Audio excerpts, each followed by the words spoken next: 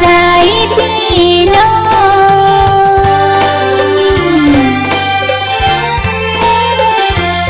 พระอาจารย์แก่นนำพระธรรมเกี่ยวข้องบรรยายสู่ห้องคนตามกว้างไกลพระธรรมของพระโคตามมาเหมือนดวงสุริยะเปล่งแสงนวลใหญ่แสงพระธรรมนำส่องประกายส่องจิตส่องใจให้สดใสสว่าง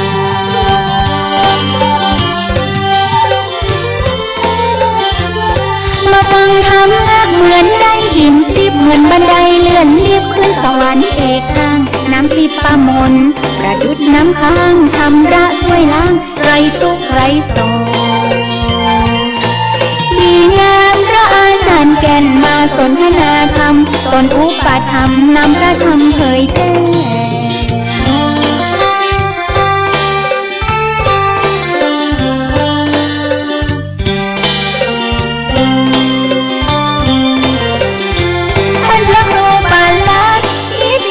กิติโสภโนโยโสน้องวา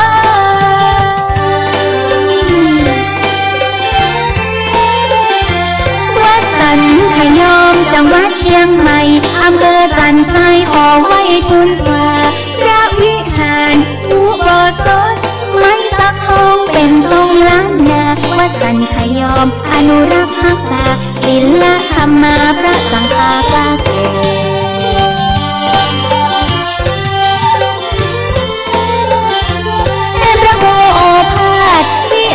คิดหรือพระครูบุญเลิศพระผู้เผยแผ่ตั้งเจ้าอาวาสจิตตั้งประเสริฐแต่พระครูสถิตธุรทรตนเก่งใบบุญองค์อุปถัมภ์สนับสนุนชี้หนทางบุญนำพระธรรมเผยแผ่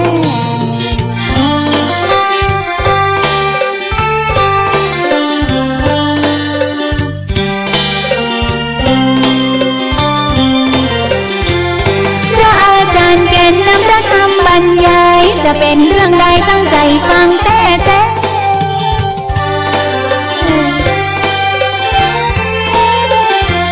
ยืนเจ้าสิพกฟังธรรมะหายแผ่เชิญพ่อเชิญแม่หมุนขึ้นฟังกันบรรยายเนื้อหาสาระเป็นมุขปาฐะสู่พี่น้องคนฟังธรรมะเปรียบเหมือนหนทางเดินตามแนวทางผู้รู้ผู้ตื่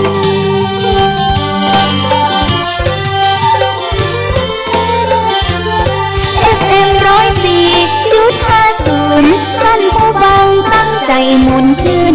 วันอังคารเข้าโมงใจชื่นถึง10 โมงเชิญฟัง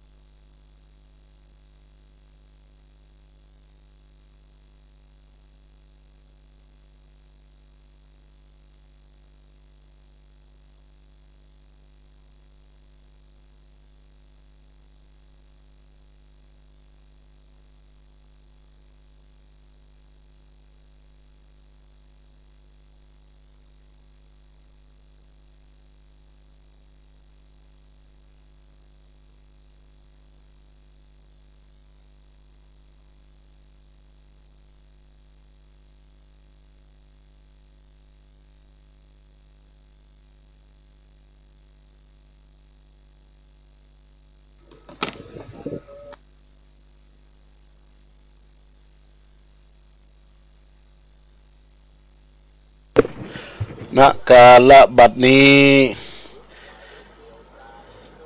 อาตมาภาพพระครูประหลัดกิติพงศ์กิติโสพโน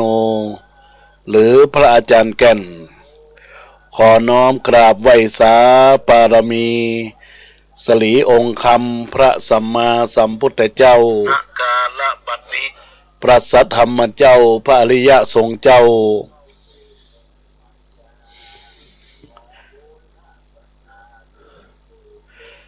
พระอริยสงฆ์เจ้าพระสงฆ์องค์สามเณรเจ้าจุตนจุองค์บัดนี้จักนำเข้าสู่รายการธรรมะสู่ใจยามบ่ายโมง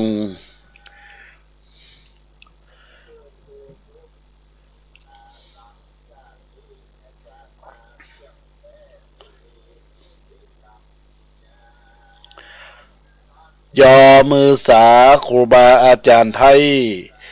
ผู้ฟังใต้ที่ได้ติดตาม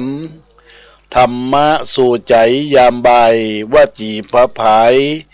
บ่ายโมงนอนนายยิงจ๋าใหญ่น้อยเพื่อสันติภาพนาประชาเป่งป้อยเสิร์ฟเหตุสามหอยเอาไว้ขึ้น104.50ยกมานั่นไซพระธาตุดอยสุเทพไอหัวฝ่ายหินได้มีมาพระครูประหลัดนี้กิตติพงษ์หนาพระอาจารย์แก่นนาขอจ๋าเหล่างังวัดสันขยอมเลียงรองสว่างศรัทธานำตางสืบใจเจิญหับฟังนาจักจ๋าเล่าไว้ผู้ฟังเหนือใต้นำมาฟังผู้ฟังเหนือใต้นำมาฟังธรรมนี้ตุปีอูจ๋าขอเจิญศรัทธาเอาพี่น้องพี่น้องบรรดาญาติโยมสาธุชนพุทธบริษัททั้งหลายทุกท่านทุกคนกราบไหว้สาปารมีหลวงพ่อพระครูวิจุวัฒน์วรกิจโจท่านผู้รักษาการแทนเจ้าวาดวัดฝ่ายหินท่านผู้อำนวยการขึ้นวิทยุเพื่อการศึกษาพระพุทธศาสนาและวัฒนธรรม FM 104.50 เมกะเฮิรตซ์ท่านผู้อำนวยการท่านพระครูสถิต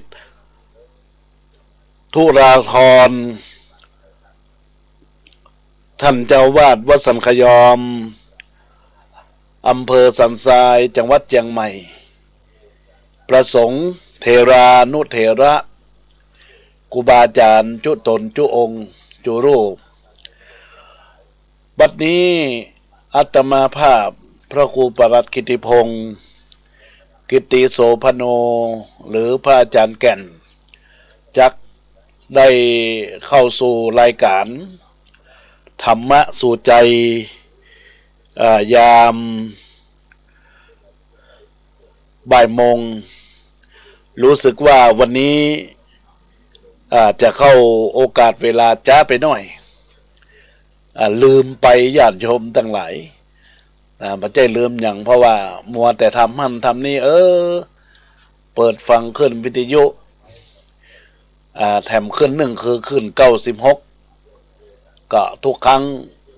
ก็จะออกเวลาเที่ยงวันแต่วันนี้ย้ายรายการเป็นเวลาบ่าย3 โมงนะก็เลยลืมรายการบ่ายโมงที่เกิดจัดบางครั้งมันก็จัดรวดเลยนะตอนนี้ก็ต้องขอสุมาภัยก็ต้องขอขอบคุณกับหลวงพ่อพระครูสมุวิจุวัฒน์วรกิจโจท่านผู้อำนวยการขึ้นวิทยุ FM 104.50ที่ได้ให้โอกาสเวลาและก็ยังตักตายเข้ามาเมื่อเวลาได้ผ่านไปดังนั้นแล้วก็ต้องขออนุโมทนาขอบคุณกับหลวงพ่อตัวเองจงใช้ชีวิตให้เหมือนสายน้ ไม่ว่าจะพบเจออะไรยังไงก็มีทางไปเสมอถึงตอนนี้จะแย่ก็แค่ช่วงเวลาหนึ่งเท่านั้น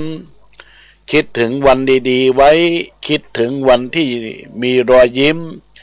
คิดถึงเสียงหัวเราะที่เคยมีสิ่งเหล่านี้จะทำให้เรามีพลังเป็นธรรมดาของชีวิตสะดุดบ้างหกล้มบ้างแต่เราก็ลุกขึ้นได้ใหม่แม้วันนี้จะมองไม่เห็นทางไปก็ไม่ได้แปลว่าจะเป็นแบบนี้ไปตลอด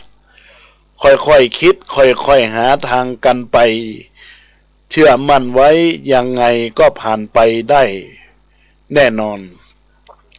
ปล่อยวางความรู้สึกให้พบกับความสบายใจบ้างใจจะได้มีกำลังมีแรงก้าวต่อไปดังนั้นศรัทธาญาติโยมสาธุชนพุทธบริษัทต่างทั้งหลายช่วงนี้อากาศร้อนฝนก็เย็นฝนตกก็เย็นเย็นในเย็นนอกเย็นฝนถ้าร้อนใจคนยากจักเย็นได้เอาน้ำทำชำระเต้าอั้นหักได้ตั้งนอกและในชำระ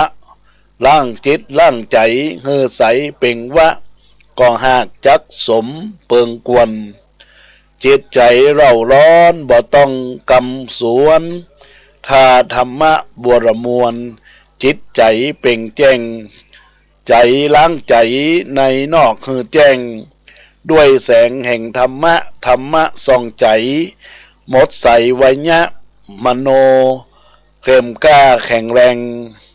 ขัดเกลาสะอาดปราศจากเรื่องแฝงสดใสเงาแยงมีแสงเจิดจ้ามีแสงเจิดจ้าปราศจากเมฆฟ้าสุขกายสบายใจสุขกายสบายจิตชีวิตสบายสาธุเนอะบรรดาญาติโยมสาธุชนพุทธบริษัททั้งหลายทุกท่านทุกคนตอนนี้บรรดาญาติโยมก็ได้รับฟังจากคลื่นวิทยุ FM 104.50 อาตมาภาพก็ได้ทำการ Facebook ไลฟ์ก็ขอต้อนรับบรรดาญาติโยมสาธุชนพุทธบริษัททั้งหลายทุกท่านทุกคนที่กำลังรับฟังอยู่ในขณะนี้ก็ทักทายเข้ามาในกล่องข้อความไว้ช่วงท้ายรายการอาตมาภาพก็จะได้นำสารธรรมพบปะกับบรรดาพ่อแม่พี่น้องทักทายในกล่องข้อความนะญาติโยมและท่านทั้งหลายในโอกาสกาลบัดนี้เป็นช่วงยามกลางวันบ่ายโมงบางคนก็กำลังกินข้าวน้ำจำข้าวตอนก็ขอให้บรรดาญาติโยมสาธุชนพุทธบริษัททั้งหลายจงตั้งจิตจงตั้งใจให้ดีเมื่อรับฟังรายการแล้วก็ให้นำเอาหลักธรรมะขององค์พระสัมมาสัมพุทธเจ้าไปกลไกไปเป็นแนวทางในการดำเนินชีวิตให้มีความสุขให้มีความเจริญก้าวหน้ารุ่งเรืองแห่งชีวิตญาติโยมคิดสิ่งหนึ่งประสงค์สิ่งใดด้วยชอบก็จะเป็นคำบุญกุศลคือคำอวยพรในอกในใจของมุลศรัทธาสาธุชนพุทธบริษัทเราท่านทั้งหลายทุกท่านทุกคนบรรดาญาติโยมสาธุชนพุทธบริษัททั้งหลายรายการธรรมะยามบ่ายก็จะได้อุจาธรรมะให้บรรดาญาติโยมได้ไปเป็นข้อคิดคติเตือนใจถึงเราท่านทั้งหลาย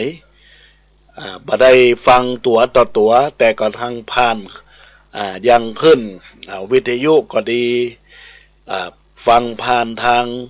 Facebook ไลฟ์ฟังผ่านทางไลน์ ก็เป็นสิ่งที่ญาติโยมจะต้องตั้งอกตั้งใจรับฟังในสิ่งที่ดีๆที่ได้มอบให้บรรดาญาติโยมได้เป็นแนวทางในการดำเนินชีวิตทำทุกสิ่งทุกอย่างญาติโยมและท่านทั้งหลายปุถุชนคนเหล่านั้นเมื่อจะทำอันยังก็อยู่ที่อกอยู่ที่ใจของตัวเฮาของตัวเองในส่วนของตัวตนของเราท่านทั้งหลายที่เราเรียกว่าชีวิตก็จะต้องมีการพัฒนาจิตใจเมื่อมีความใสสะอาดมีความใสบริสุทธิ์และเราจะเนี่ยจะได้ญาติโยมทั้งหลายการที่จะนำความคิดพิจารณาทำจิตใจให้มีความบริสุทธิ์นั้นก็คือเราก็กล่าวถึงเรื่องของใจเรื่องของใจนั้นเป็นเรื่องสำคัญมากเพราะทุกอย่างจะสำเร็จได้ก็ด้วยใจโบราณจึงกล่าวไว้ว่าใจเป็นนายกายมันก็เป็นเบาญาติโยมทั้งหลายใจคือนายกายเป็นเบาปราชญ์กล่าวไว้ใจเป็นใหญ่เป็นประธานงานทุกอย่างใจเป็นผู้เนรมิตนำทิศทางทุกสิ่งสร้างร้ายหรือดีอยู่ที่ใจเราปฏิเสธไม่ได้ว่าความสำเร็จหรือความล้มเหลวที่เกิดขึ้นในชีวิตของการนั้นที่มาของใจก็คือความคิดของเรานั่นเองคิดดีพูดดีทำดีหรือว่าก็จะประสบความสำเร็จในกิจของกาละในกุศลกรรมที่สร้างคิดบดีอู้บดีทำบดีก็จะประสบความล้มเหลวในญาติโยมทั้งหลายสิ่งเหล่านี้ทั้งหลายทั้งปวงก็อยู่ที่ในจิตในใจของมูลศรัทธาญาติโยมท่านสาธุชนท่านผู้ฟังเราท่านทั้งหลายในส่วนของความเป็นอยู่เป็นไปของร่างกายของชีวิตที่เราท่านทั้งหลายได้ประหนึ่งว่าตัวเฮาจะคิดอะไรจะทำอะไรเพียงคิดก็มีความสำเร็จแล้วคิดในทางดีแล้วก็จึงเป็นตัวบกพร่องที่เป็นสัจจะของใจว่าใจนี้อัศจรรย์นักใจนี้มีอานุภาพมากบรรดาฤทธิ์ทั้งหลายทั้งปวงในโลกนี้สู้ฤทธิ์ของใจบ่ได้ดังเราจะเห็นว่าในส่วนของหากใจคิดว่าทำไม่ได้แค่เอื้อมมือไปเด็ดใบไม้สักใบก็ยังยากแต่หากใจคิดว่าทำได้แม้งานหนัก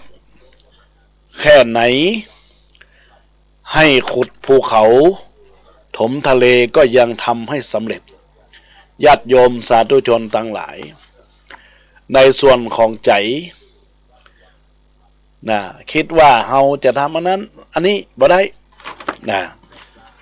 มันก็ทำให้ทำมาได้แต่ว่าเราลองเอื้อมมือไปเด็ดใบไม้สักใบ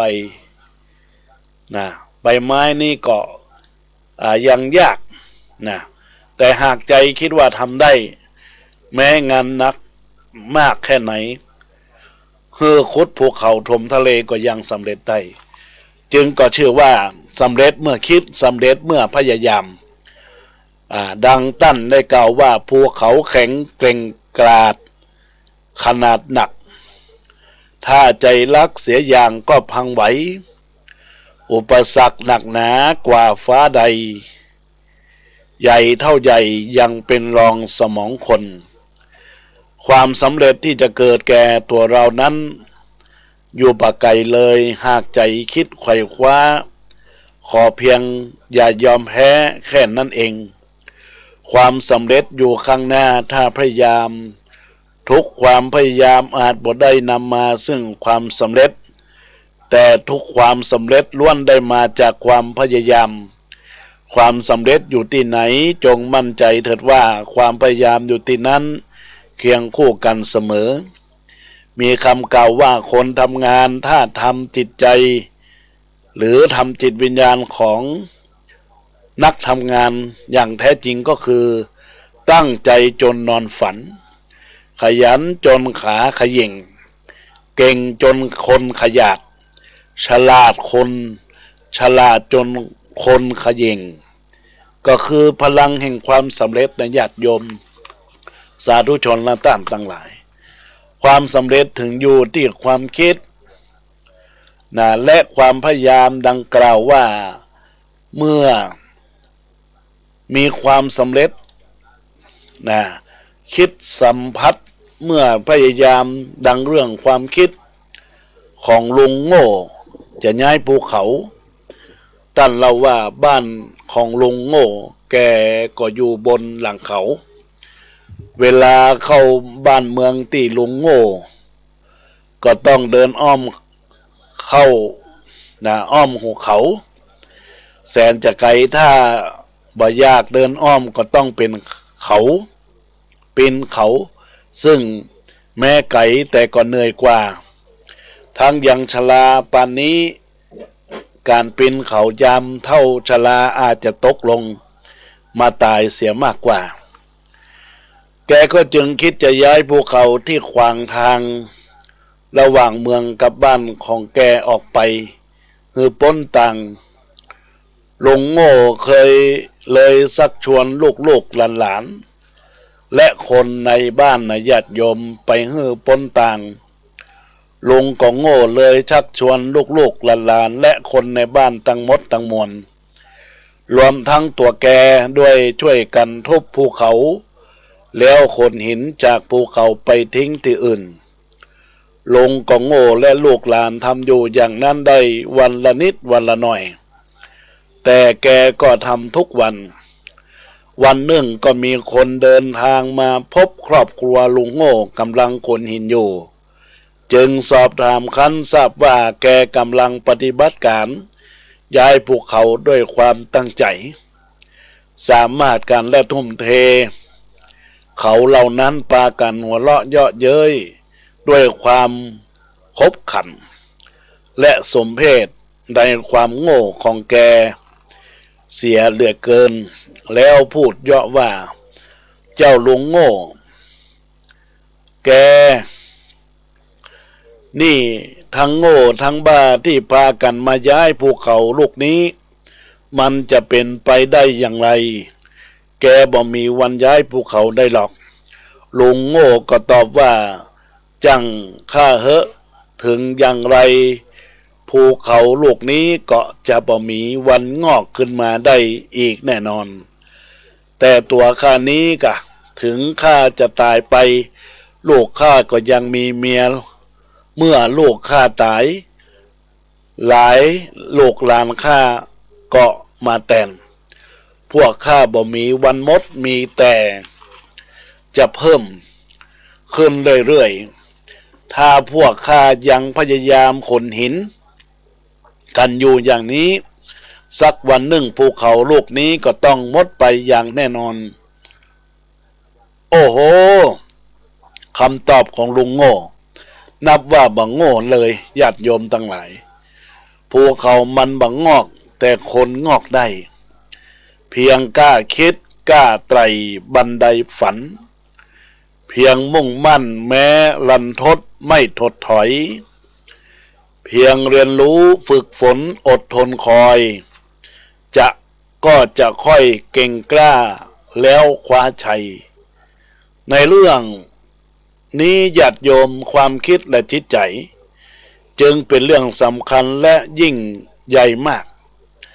กลายเป็นเสมือนเงาสะท้อนของใจของเรานั้นบ่ต่างอันยังกับห้องที่ว่างเปล่า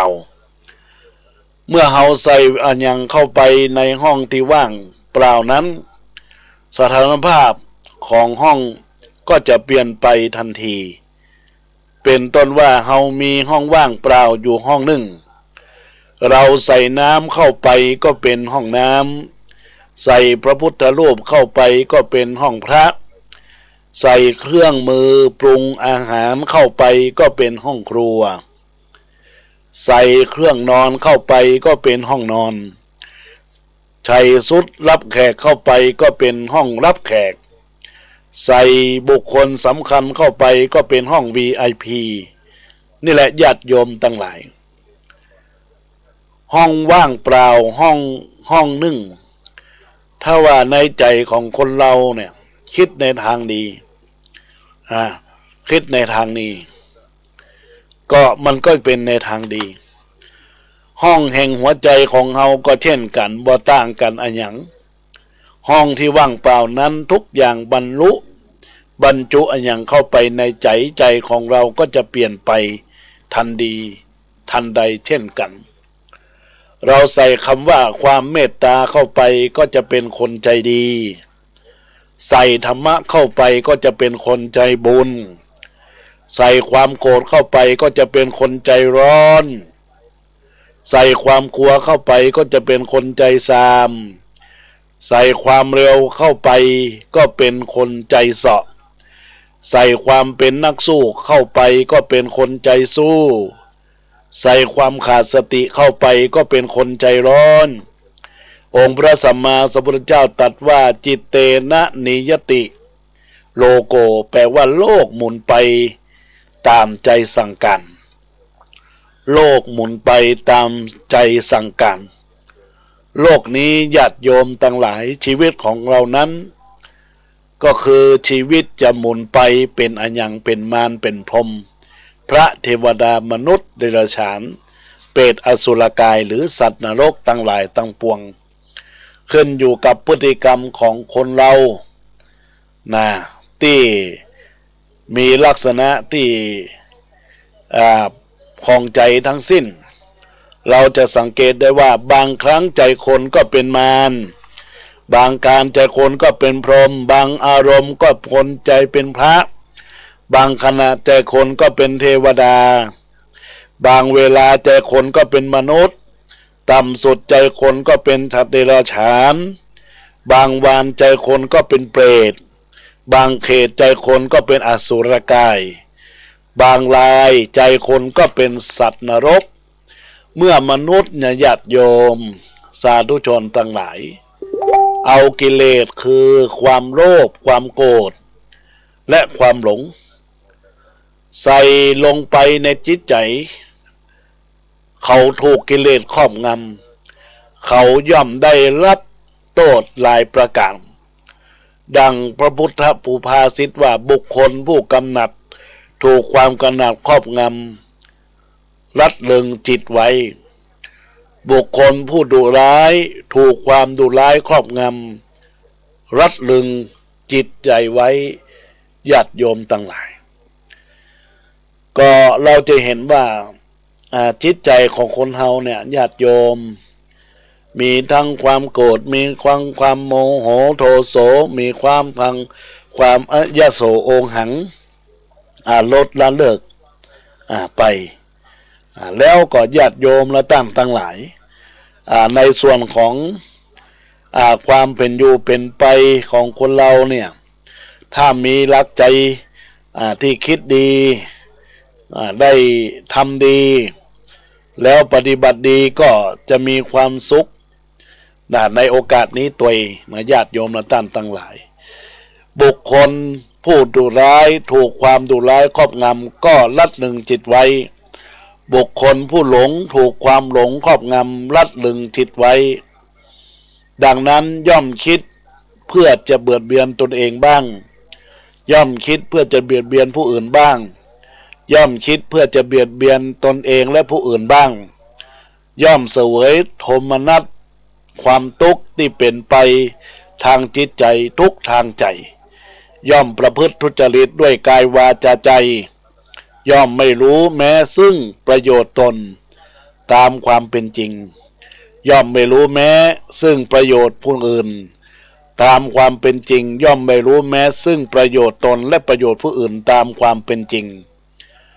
ทำให้คนมืดทำให้คนเป็นคนไร้จักษุทำให้คนไม่รู้อะไรทำให้ปัญญาดับ เป็นไปในฝ่ายขับแค้นดังนั้นญาติโยมสาธุชนพุทธบริษัททั้งหลายทุกท่านทุกคนเราลองพิจารณาในสิ่งที่อาตมาภาพได้อู้ได้จ่าลงไปเป็นสิ่งที่จะทำใจญาติโยมได้มีความบริสุทธิ์พุทธผ่อง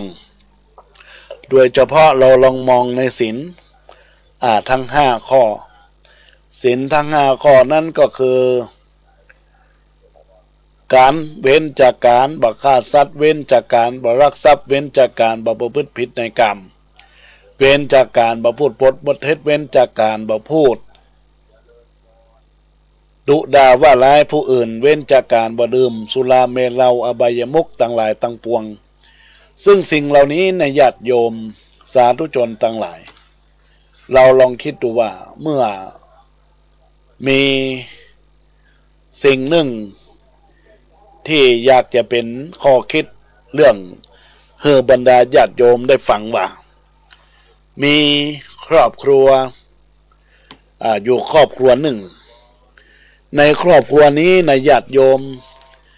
สาธุชนพุทธบริษัททั้งหลายก็มีสามีและภรรยาสามีชื่อว่านายจรัสภรรยาชื่อว่านางบัวแก้วแล้วนางบัวแก้วนี่มีเพื่อนฮักชื่อว่านางเพชรญาติโยมแล้วก็นายจรัสและนางบัวแก้วนี้ก็มีลูกชื่อว่าเด็กหญิงพิมพ์ในเรื่องสั้นเรื่องนี้ก็มีตัวบุคคลแค่4 บุคคลเนี่ยญาติโยมตัวบุคคลทั้ง4 บุคคลนั้นนายจรัสได้แต่งงานกับนางบัวแก้วแล้วก็มีลูกบุตรหญิงชื่อว่าเด็กหญิงพิมพ์อายุก็ได้ประมาณป .4 ชั้นประถมศึกษาปีที่ 4แล้วก็นางเพชรเนี่ยหรือว่านางสาวเพชรเนี่ยเป็นเพื่อนของบัวแก้วที่สัญญากันตั้งเป็นละอ่อนว่าเราจะเป็นเพื่อนที่ดีเราจะเป็นเรื่องที่รักซึ่งกันและกันเราจะทำให้ได้พิษหมองใจกันในเรื่องใดก็ตามแต่ปรากฏว่าก็มีเหตุการณ์นี้ก็คือนายจรัสซึ่งเป็นสามีของนางบัวแก้วเกิดไปแอบชอบนางเพชรก็แอบชอบนายจรัสและก็นายจรัสและนางเพชรนี้ก็พูดถึงง่ายๆก็คือว่าผิดศีลในข้อที่ 3เพราะว่าคบชู้สู่ชายตัวเองมีสามีตัวเองมีภรรยาก็ยังไปคบผู้หญิงแล้วก็ซ้ำเป็นเพื่อนของนางบัวแก้วเพื่อนฮักเพื่อนแปลงกันตัวญาติโยมทั้งหลายปรากฏว่ามีเหตุการณ์อยู่วันหนึ่งนางเพชรก็เอาขนมนมเนยทุกอย่างทุกประการเอาไปปั่นให้นางบัวแก้วกับน้องพิมพ์แต่ส่วนนายจรัสเนี่ยก็ไปสวน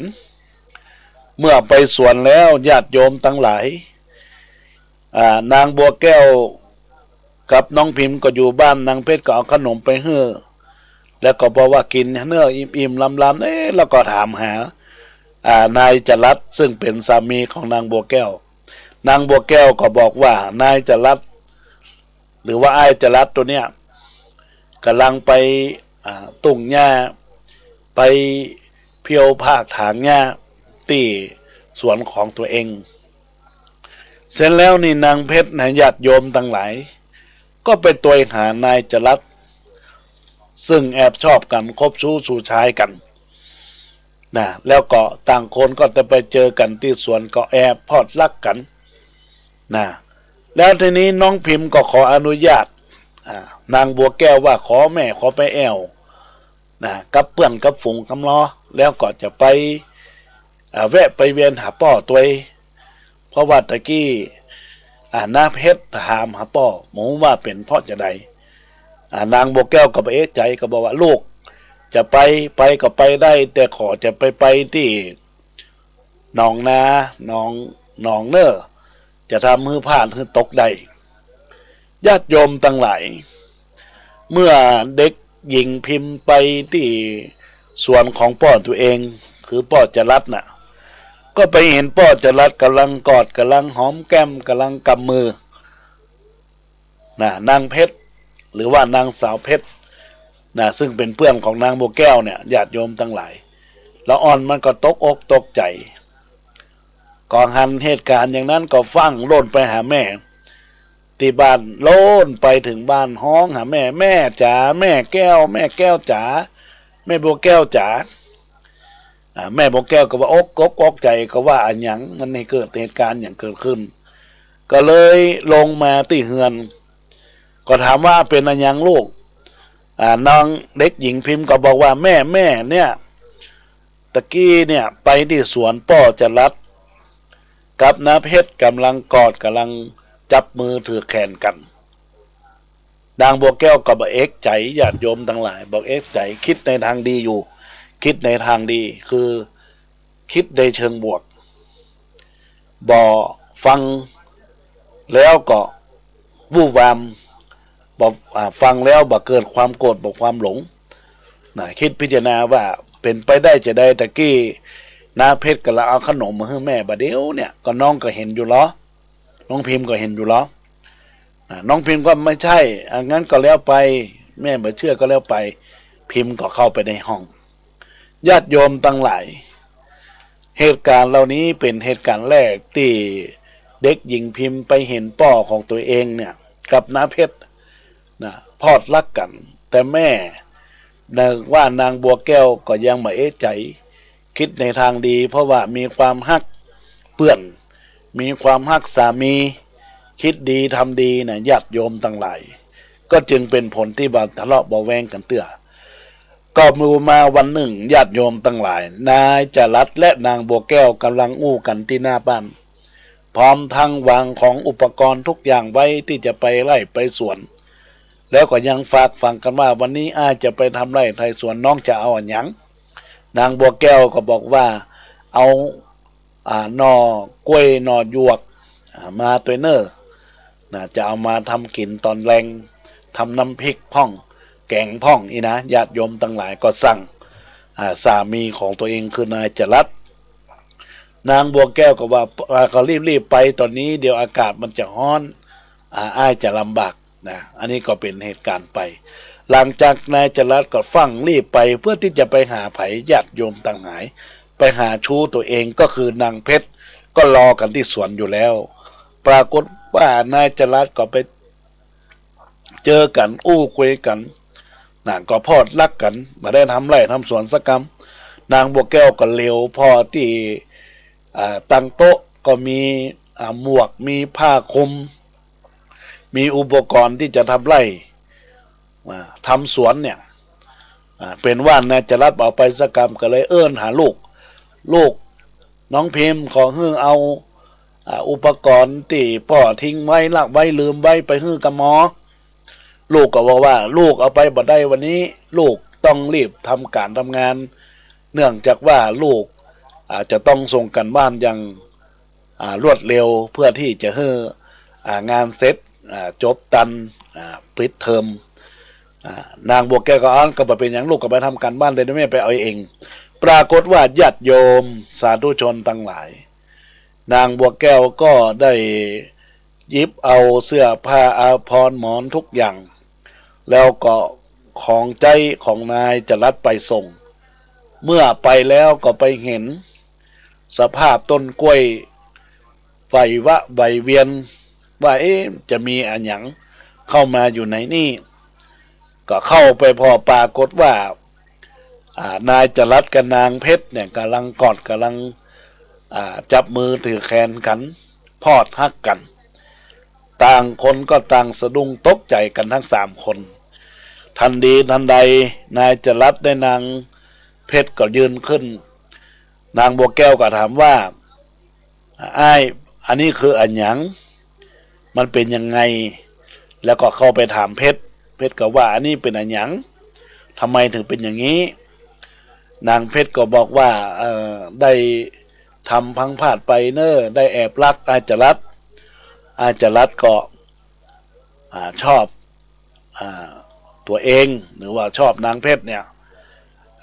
นางบัวแก้วก็ว่ามันแล้วที่เฮาได้สัญญากันว่าครั้งเมื่อเป็นละอ่อนครั้งเมื่อเป็นวัยรุ่นครั้งจนเราถึงจบเรียนหนังสือเราจะบ่ทำให้ได้ผิดพลาดผิดหวังกันในความเป็นเปื้อนบ่ฮื้อได้เจ็บไข้ได้ป่วยบ่ฮื้อได้มีการเจ็บอกเจ็บใจในใจบ่ฮื้อลำบากใจเนี่ยแล้วประเด็นนี้เพชรทำไมถึงทำเปื้อนอย่างนี้งั้นต่อไปนี้เธอกับฉันขอขาดความเป็นเปื้อนบัวแก้วเป็นคนกล่าวต่อเพชรว่าขอความเป็นเปื้อนกันแล้วก่อนนายจรัสอีกเรื่องเดียวกันนางบัวแก้วก็บอกว่าอ้ายจรัสต่อไปนี้อ้ายก็บ่ต้องเข้าบ้านแล้วจะเลี้ยงลูกเอง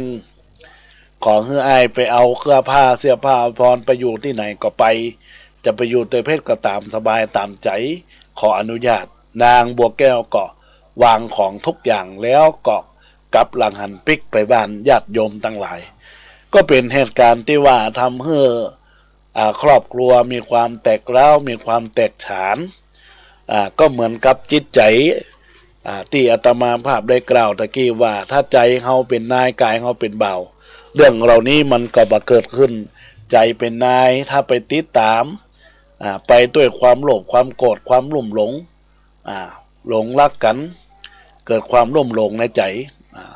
มันก็ทำให้กายมันก็ติดตามไปตัวกันมันก็เสียไปด้วยกันหมดครอบครัวก็แตกฉานลูกก็ขาดป่อไปเพราะว่าได้มีครอบครัวแตกสลายไปดังนั้นข้อคิดคติเตือนใจนี้ญาติโยมทั้งหลายสัจจะวาจาเป็นสิ่งสำคัญสัจจะที่อาตมาภาพได้ก็เหมือนพุทธสุภาษิตที่ได้ยกไว้เมื่อตะกี้ว่าเป็นแนวทางของการประพฤติปฏิบัติของเราท่านทั้งหลายที่เรียกว่าในสิ่งที่เราท่านทั้งหลายจะต้องเป็นข้อคิดว่าเมื่อสะท้อนจิตใจใจคนเฮาบางครั้งก็เป็นมารบางครั้งเป็นพรหมเป็นพระเป็นเทวดาเป็นมนุษย์เป็นสัตว์เดรัจฉานและก็เป็นเปรตเป็นอสุรกายสัตว์นรกดังนั้นโลกหมุนไปตามใจสั่งการถ้าโลกมาหมุนไปตามใจสั่งการนายจรัสมันก็บ่แอบไปฮักเพชรมันก็บ่นี้ตบมือข้างเดียวมันก็บ่ดังหรอกญาติโยมทั้งหลายก็ทำให้ครอบครัวมีความแตกสลายดังนั้นแล้วศรัทธาญาติโยม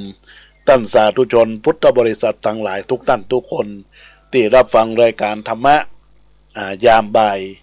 โมงในโอกาสนี้ก็ได้ได้จ๋าพบปะกับบรรดาศรัทธาญาติโยมก็คงจะเป็นข้อคิดคติเตือนใจแล้วก็ขอให้ญาติโยมได้นำไปพิจารณาแล้วก็จะได้ขอเจริญพรกับบรรดาคณะศรัทธาญาติโยมที่ได้รับฟังแล้วก็ทักเข้ามาในกล่อง Messenger ทักทายเจริญพรกับคุณโยมพินจริยานิติประสาทจากบ้านเดลกุณาโฮมเจริญพรกับคุณโยมคัดหนึ่งคำฟูจากบ้านนางเหลียวเจริญพรกับคุณโยมประพันธ์บางคำเจริญพรกับคุณโยมมาลีแม่มาลีนพิกูลจากตลาดกัดก้อมหลังวัดยังควงเจริญพรกับคุณอัมภัยวีรสะจากบ้านตนพึ่งเมืองละปุนจังหวัดละปุนได้ทักทายเข้ามาในกล่องข้อความเจริญพรกับคุณโยมธนวันพูดงามได้ทักทายจากกล่อง Messenger ในข้อความว่ารับฟังอยู่ตังขึ้น 104.50 ขณะนี้ก็เจริญพรกับคุณโยมธนวันพูดงามที่กำลังทำงานไปตัวรับฟังธรรมะไปตัวเปลี่ยนข้อคิดคติเตือนใจหลักสร้างสรรค์คุณงามความดีของเราท่านทั้งหลายและก็ขอเจริญพรกับคุณโยมเกษินี ชัยเทพจากเมืองเชียงใหม่และเจริญพรกับคุณโยมนานาสิริวรรณาณเชียงใหม่ตัวเนอร์ตีในทักทายเข้ามาขอเจริญพรกับคุณโยมแม่นวลนิดชาวชาติในทักทายเข้ามาในกล่องข้อความลายทักทายเข้ามาสาธุธรรมก็ขอเจริญพรเจริญธรรมจงมีแด่บรรดาญาติโยมอุบาสกอุบาสิกาทายกทายิกาศรัทธานาบุญเราตั้นทั้งหลายได้รับฟังธรรมะไปแล้วตอนนี้จะเปิดสายนาไมกับบรรดาศรัทธาญาติโยมเบอร์โทรศัพท์096-262-9694 ฟังธรรมะดีย่อมมีสาระฟังแล้วนำไปใช้สุขีธรรมะสาระอันดีบุรุษสตรีนำไปใช้คงได้ดีสาระธรรมะทั้งเก่าใหม่นำไปใช้สดใสสีน้ำธรรมคำสอนองค์มุนีเป็นของดีตลอดยอดธรรมดังนั้นหลักธรรมะที่อาตมาภาพได้ได้จ้าพบปะนั้นเป็นเครื่องที่จะนำให้เรามีความสุขเป็นเครื่องที่เราจะหลากหลายจะเป็นคนดีเป็นเครื่องที่เราเป็นมนุษย์เป็นได้เพราะใจสูงโดยใช้หลักธรรมะให้มีความสดชื่นแจ่มใสตามหลักคำสอนขององค์พระสัมมาสัมพุทธเจ้าก็จักได้ดีในญาติโยมและท่านทั้งหลายดังนั้นทำความดีได้ดีย่อมดีหลายทำชั่วระวังอันตรายอย่าวางใจในชั่วให้กลัวกรรมใหม่กรรมเก่าเฝ้าตามติดกรรมลิขิตติดตามกรรมสนองกรรมเก่ากรรมใหม่หมายจับจองให้ไต่ตรองตรองตรึกสำนึกตนเกิดเป็นคนแต่ละคนมีค่าอย่าน้อยหน้าทำดีหลายหนยามดับขันไปหายกังวลเกิดเป็นคนทำดีมีสุขเนอะญาติโยมสาธุชนพุทธบริษัทต่างทั้งหลายที่รับฟังอยู่ในขณะนี้ก็ขออนุโมทนาขอบคุณกับญาติโยมทั้งหลายเนอะก็เจริญพรสาธุธรรมแห่งคุณโยมธนวันพุทธงามทักทายมาในกล่องข้อความที่ได้รับฟังก่อนไกลก็รับฟังมาแล้วก็สาธุเจ้าเข้ามาทำละขออนุโมทนาขอบคุณเนอะเจริญพรกับคุณโยมแม่ครูไก่สุรพีคำหนอกแก้วที่ได้ทักทายเข้ามาในโอกาสนี้ตัวเนอะก็ขออนุโมทนาขอบคุณกับคุณโยมที่ทักทายเข้ามาในโอกาสนี้ธรรมะสาระดีก็จะมีความสุขในการประพฤติปฏิบัติในญาติโยมตอนนี้ก็มีสายเข้ามาในรายการเจริญพรแม่อำพันธ์ศรีวันบ้านสันขยอมรับฟังอยู่เนาะรับฟังอยู่กำลังม่วนดีม่วนดีเนาะใกล้จะหมดเวลาละยังมาจบเตี้ยที่ตอนเดี๋ยวไปต่อบ่าย 3ไปต่อผู้นำกรรม96เนอะฟังเรื่องอันจรัสกับบัวแก้วไปเดี๋ยวพ่องมันจ้ะฮินดูมันได้มันเข้าไปละใหญ่มันเข้าแล้วทำใจไปใครครับอันเนาะโอเคเนาะโอเคเนาะอนุโมทนาขอบคุณกับแม่อำพันธ์ศรีวันเนอร์ที่ได้รับความเจริญพรก็ขออนุโมทนาขอบคุณกับสายของแม่อำพันธ์ศรีวันจากบ้านสันขยอมอำเภอสันทรายจังหวัดเชียงใหม่ทักทายเข้ามาในคลื่นโทรศัพท์ในโอกาสนี้ญาติโยมทั้งหลายก็ยังมีโอกาสเวลาเนอะที่เบอร์โทรศัพท์ของอาตมาภาพ096-262-9694ทักทายเข้ามาได้ในโอกาสนี้อาตมาภาพก็คงจะเวลาหมดเวลาเห็นแล้วจำได้ลาจรเจ้าเฮาไปพบปะแหมในคลื่นวิทยุ96เวลาบ่าย 3 โมงถึง 4 โมงเนอะก็ทักทายกันเนอะก่อนจากลาเอาพี่น้องทั่วหนห้องจองหนไก่เวลาเสี่ยงแล้วมิดแก้วตั้งหลาย ลาตึงยิงใจพระภายเกี่ยวข้องมีโจกใจดีจีวีพังพร้อมศีลธรรมคันลองสืบไว้ป้นเคาะภัยนาอาสาก้อนไกธรรมะสู่ใจได้งดงามขอเฮอพี่น้องเลียงลองติดตามอายุวันนะงามสมนามบ่อน้อยสมนามบ่อน้อยขอ